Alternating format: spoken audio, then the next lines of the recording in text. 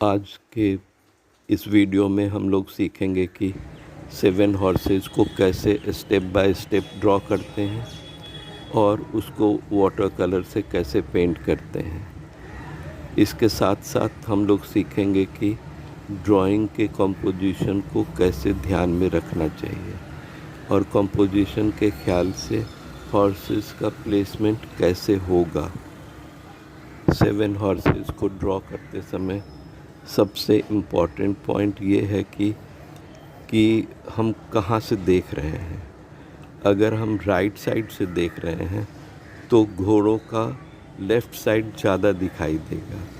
हम लोगों को ध्यान में रखना है कि कौन सा साइड ज़्यादा दिखाई दे रहा है और उसको उसी तरह से रिप्रेजेंट करना है।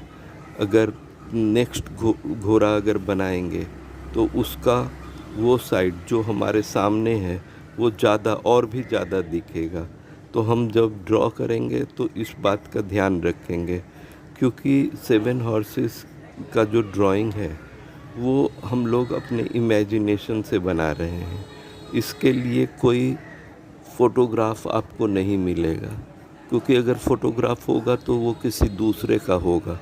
हम लोगों को तो अपने इमेजिनेशन से एक ओरिजिनल ड्राइंग करनी है और फिर उसको पेंट करना है। ड्राइंग करते समय हम लोग बीच के घोड़े से शुरू करते हैं और ये बीच का घोड़ा सबसे प्रोमिनेंट रहेगा, क्योंकि हम लोगों कंपोजिशन के ख्याल से हम लोगों को ये डिसाइड करना पड़ता है कि हमारा जो ड्राइंग है या पेंटिंग है उसका कौन सा पोर्शन प्रोमिनेंट रहेगा और उस पे सबसे पहले जो व्यूअर है उसका ध्यान जाना चाहिए। तो मिडिल वाला जो घोड़ा है उसको हम लोग इम्पॉर्टेंट बनाते हैं और उसको थोड़ा ऊपर बनाते हैं, थोड़ा in comparison to other horses, क्योंकि और जो दूसरे हॉर्सेस हैं वो उसके साइड में, दोनों साइड में, लेफ़्ट साइड हो या राइट साइड हो, थोड़ा नीचे करते जाते हैं। तो नेक्स्ट घोड़ा आप देखेंगे कि थोड़ा फर्स्ट जो मिडिल का घोड़ा है उससे उसके कंपैरिजन में थोड़ा नीचे बनाते जाते हैं। तो कंपोजिशन के लिए ये बहुत इम्पॉर्टेंट है। ये ट्रायंगल के फॉर्म में बनता है। आप किसी एडवर्टीज़मेंट को देखिए, आप अगर एडवर्टीज़मेंट देखेंगे तो उसमें जो हीरो है या जो मेन पर्सन है वो बीच में रहता है और जो साइड के लोग हैं वो उससे थोड़ा नीचे और थोड़ा छोटा, उसका फॉर्म थोड़ा छोटा रहता है और धीरे धीरे जैसे जैसे वो मिडिल वाले जो पर्सन है उससे दूर चला जाता है वैसे वैसे वो छोटा होता जाता है। तो उसी तरह से हम लोग जब 7 हॉर्सेस को ड्रॉ करते हैं तो इस बात को अपने ध्यान में रखते हैं कि मिडिल का घोड़ा प्रोमिनेंट होना चाहिए और जो साइड के घोड़े हैं वो धीरे धीरे थोड़ा सा नीचे बनता जाएगा और थोड़ा छोटा होता जाएगा। और जब हम लोग वाटर कलर भी करेंगे तो उस समय भी ये ध्यान देना है कि वो जो मिडिल का घोड़ा है उसका कलर थोड़ा ब्राइट रहेगा और जो साइड के घोड़े हैं उसका कलर थोड़ा कम होता जाएगा, जिसमें कि वो जो प्रोमिनेंस है तो इस तरह से बीच वाले घोड़े का प्रोमिनेंस हॉर्सेस को ड्रॉ कर लें। और मेरा तो इंटेंशन है कि आप लोग अपना ही ड्राइंग करें और पेंट करें और फिर उसको अपने घर में लगाएं, क्योंकि 7 हॉर्सेस के ड्राइंग और पेंटिंग के बारे में बोलते हैं कि अगर ये घर में या कहीं भी बिजनेस प्रेमाइसेस में लगा रहता है तो प्रॉस्पेरिटी बढ़ जाती है। तो आप लोग भी कोशिश करें कि ये आप बना सकें और फिर घर में या बिजनेस प्रेमाइसेस में लगा सकें या जो भी यूज़ करना हो वैसा कर सकें।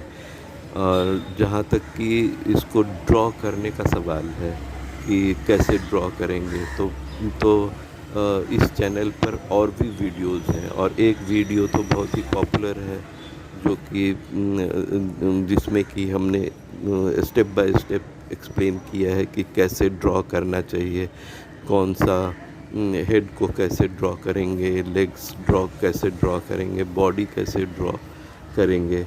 तो उसको देख लीजिए और फिर आप कोशिश करिए। अगर कोई क्वेश्चन हो तो आप कमेंट में लिख सकते हैं, तो कमेंट को देख करके फिर या तो दूसरा वीडियो बना देंगे या उसका जवाब वहीं पे दे देंगे। तो इस तरह से मेरी तो तमन्ना है कि आप लोग अपना खुद का 7 हॉर्सेस की पेंटिंग बनाएं और उसको बनाकर अपना डिस्प्ले करें। तो कमेंट में अगर इस वीडियो को इम्प्रूव करने का कोई सजेशन हो तो वो भी आप दें, क्योंकि मैं उतना टेक सेवी नहीं हूँ, लेकिन धीरे धीरे ये इम्प्रूव करता जा रहा है।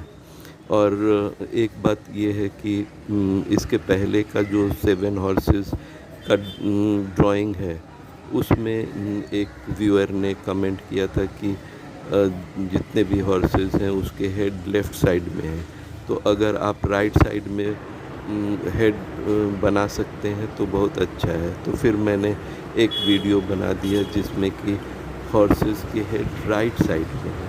तो उसी तरह से अगर कोई कमेंट आपका है या कोई क्वेश्चन है तो आप ज़रूर कमेंट में लिखें, और और मैं उसका आंसर ज़रूर दूंगा। और फिर अगर आपको ये वीडियो पसंद आता है तो फिर इसको सब्सक्राइब ज़रूर करें, जिसमें कि एक इंसेंटिव हो जाता है कि और भी वीडियो बनाएं और एक्सप्लेन करने की कोशिश करें। अभी ये ड्राइंग ऑलमोस्ट कंप्लीट हो गया है, और आप देखिए कि इसमें जो मिडिल का हॉर्स है वो स्लाइटली ऊपर है, और जो साइड के हॉर्सेस हैं वो धीरे धीरे नीचे गए हैं। और फिर और अब हम लोग इसको कलर करना शुरू करेंगे। तो सबसे पहले बैकग्राउंड से शुरू करते हैं। बैकग्राउंड में ब्लू कलर डाल देते हैं, और आप लोगों को तो मालूम ही है कि वाटर कलर में हम लोग स्टेप बाय स्टेप चलते हैं, जिसमें कि थिन लेयर्स जो भी कलर है वो बहुत ही थिन, बहुत ही पतला उसको रखते हैं। अगर उसको ज़्यादा कंडेंस्ड डालेंगे तो फिर संभालना मुश्किल हो जाता है। इसीलिए आप लोग ये बात भी ध्यान में रखिए कि जो वाटर कलर है उसको हम लोग बहुत ही थिन रखेंगे, और फिर लेयर पे लेयर डालकर उसको कंप्लीट करते हैं। तो सबसे पहला तो ये बैकग्राउंड में हमने ब्लू कलर डाला है, और फिर उसके बाद फिर हम लोग हॉर्स को पेंट करेंगे। तो सबसे पहले बैकग्राउंड कंप्लीट कर लेते हैं, और उसके बाद फिर हॉर्सेस को ड्रॉ करना शुरू करेंगे। अब हॉर्स ड्रॉ करते समय सबसे पहले जो डार्क पोर्शन है उस पे पेंट करेंगे, क्योंकि ये जो हेड के नीचे जो गर्दन है उस पे डार्क कलर डालना है, क्योंकि तभी हेड ऊपर निकल कर दिखाई देगा।